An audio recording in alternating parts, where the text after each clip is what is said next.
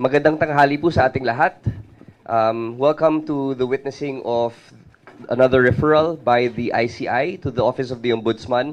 We are joined here by the Ombudsman, Jesus Crispin Remulla, from the ICI, Justice Andy Reyes and former Secretary Rogelio Singson, and from the DOJ, Undersecretary Jesse Andres.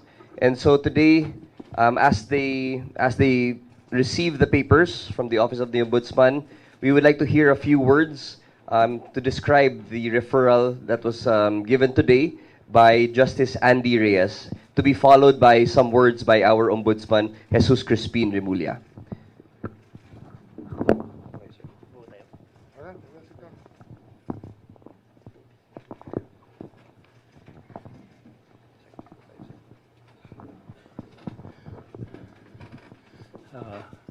Good morning to all of you, good afternoon to all of you.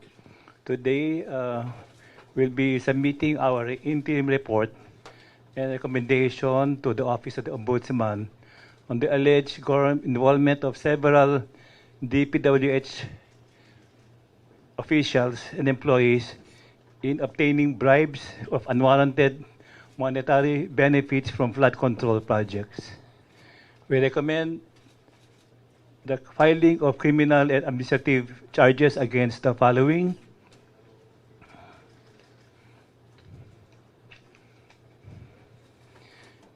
former Secretary Manuel Bonoan of the DPWH, former USEC Ms. Maria Catalina Cabral, USEC for Planning and Public-Private Partnership, and former DPWH Secretary Mr. Roberto Bernardo, Undersecretary, as well as Mr. Henry C. Alcantara, District Engineer, Mr. Bryce Erickson D. Hernandez, Assistant District Engineer, Mr. Ernesto C. Galang, Chief Planning and Design, DPWH Bulacan 1st District. Number 4, JPD Mendoza, position Chief Construction Section. Number 5, John Michael E. Ramos, position Project Engineer. Number 6, Ms. Irene D.C. Ontinco, position Engineer 1. Mr. Joshua Blitz S. Rojas, position Engineer 1. Mr. Bernardo P. Villaferte, position Engineer 1. And Mr. Ermir S. Villanueva, the owner of Top Notch Construction. I'd like to introduce to you our two detailed lawyers from the OSG, Attorney Richard Garbel Villasol and Attorney Ryan Patrick Tumagos. They are our new volunteers and detailed from the OSG. At this point, may I just say that our budget process is going on smoothly and it should be approved in the regular course of government business. We look forward to hiring more lawyers and more investigators. We expect a tremendous increase in our work efficiency and output. We feel aggrieved in what has been committed against the monies of the Filipino people. We condemn the white-collar criminality. We condemn the ninja style of manipulating the budget so as to please a few greedy few. We thank you for your message of support. We thank you for your patience. We will relentlessly continue the battle against corruption. Maraming salamat po sa inyo lahat.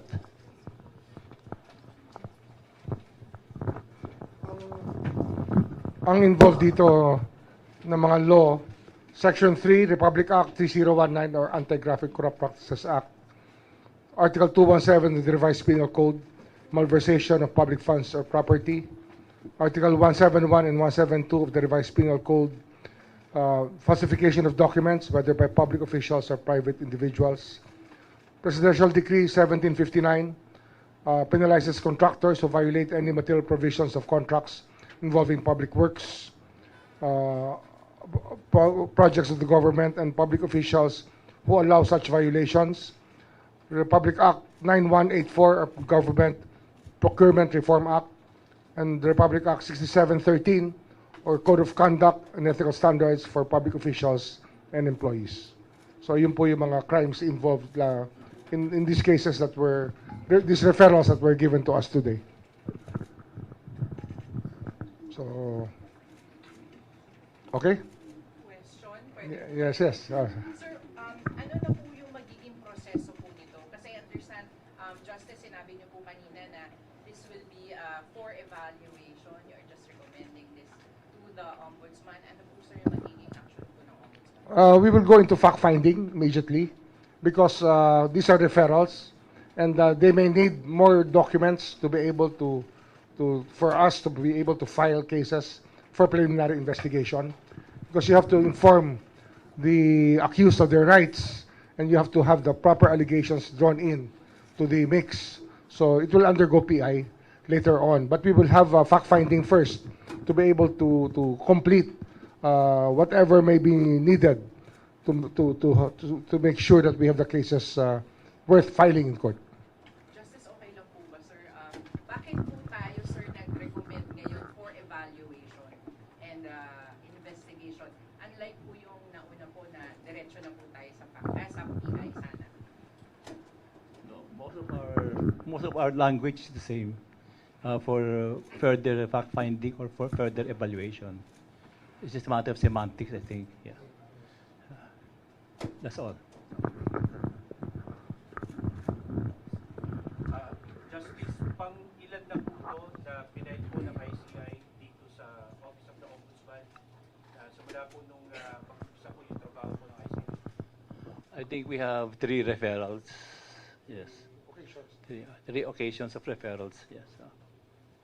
But we will be filing more and more in the next weeks and next month.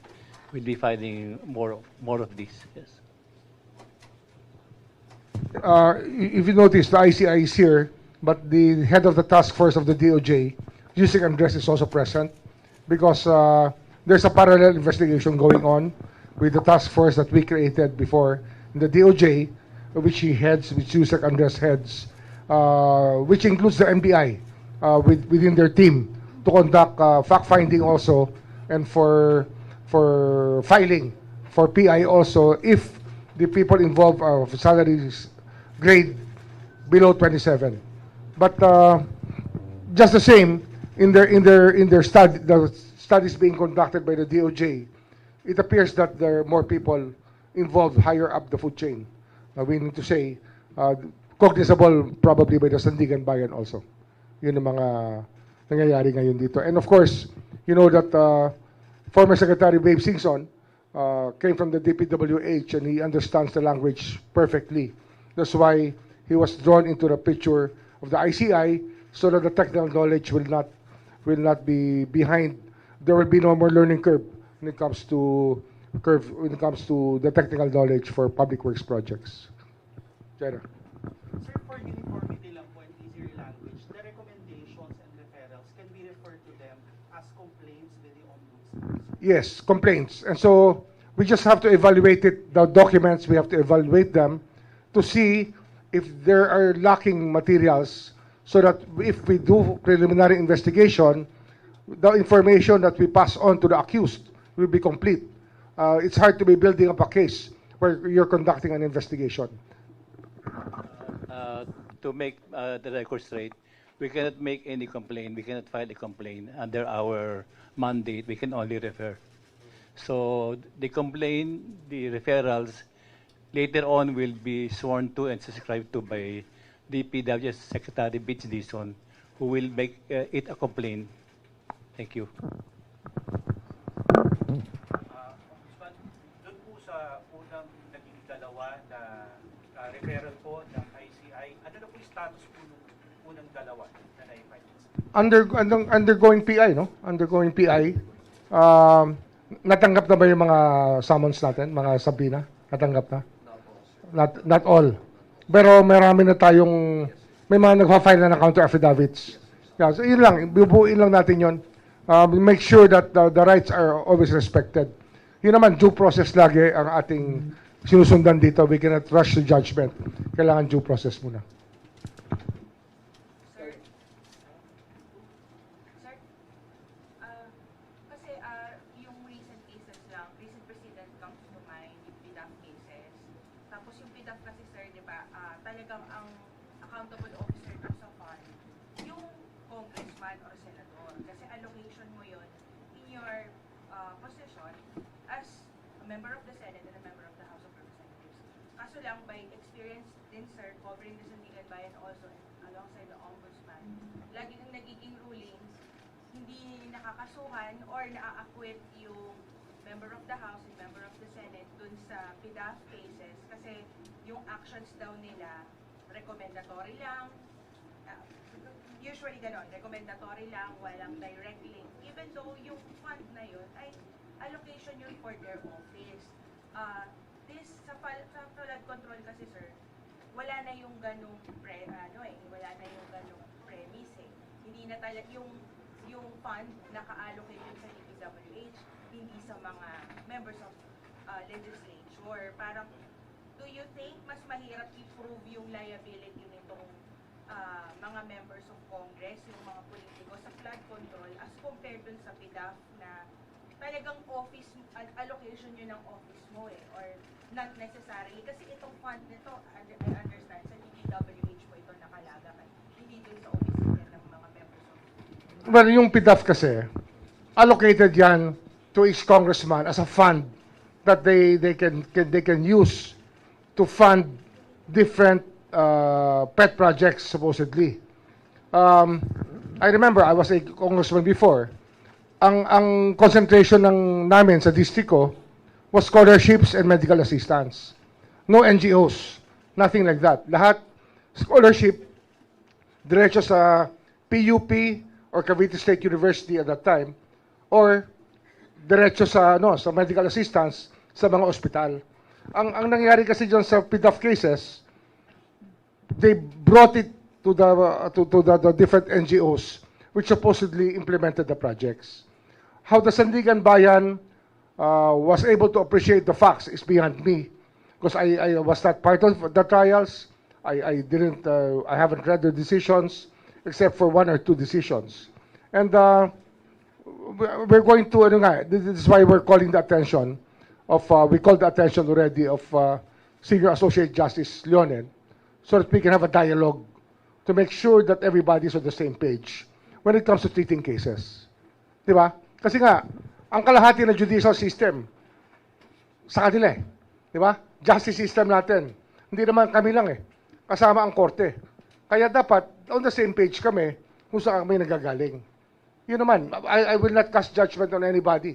Sa akin lang, we just have to belong to the same page. We have to be on the same page when we start trying these cases. Di ba? Kasi ano yan eh. The evidence we present here will be the same evidence they will appreciate. And the witnesses we will present in court will be the same witnesses that will be part of the decision. So the dialogue just has to happen so that we're on the same page. I think that medyo klaro na yun, di ba? Sir, mas mahirap ba i-prosecute now? Given na yung fund ay nasa DPWH? Actually, may madaling i-prosecute dito, but actually, hindi mahirap po. Parang pareho lang eh, kasi yung PDAF cases are ghost projects din yan eh. They went to NGOs, supposedly with beneficiaries who were fake beneficiaries. Di ba? So nawala yung pera, where it went, it was never explained. Pwede mo mawala ang pera ng ganun-ganun lang kung walang kukuha. Yun lang naman ang tanong dito, di ba?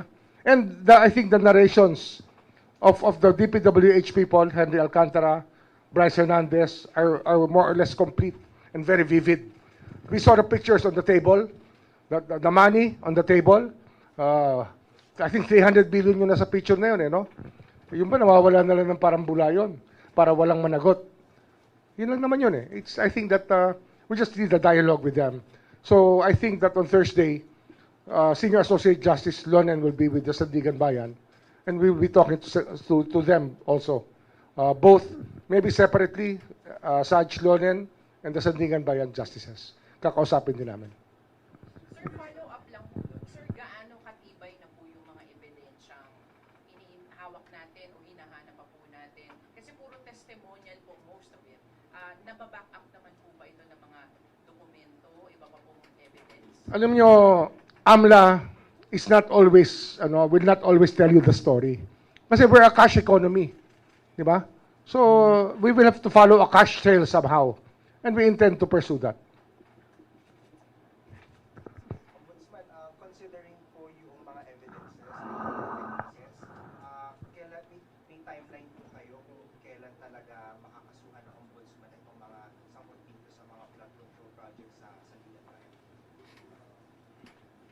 Anong stage tayo ng PI sa So we're already receiving counter affidavit. counter affidavit? We're already receiving the counter affidavits.